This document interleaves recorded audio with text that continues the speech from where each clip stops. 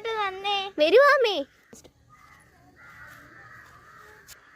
ഇങ്ങനെ ഈ പ്രകൃതിക്ക് ഒരു മാറ്റം. നാളെ ഇനി പഠിത്തമില്ല.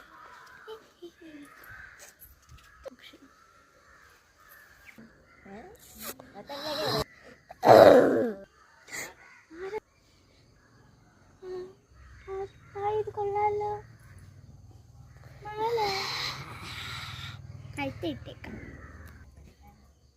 ഓ അല്ലെങ്കിൽ വേണ്ട, ആരുടെയെങ്കിലും അല്ലേ.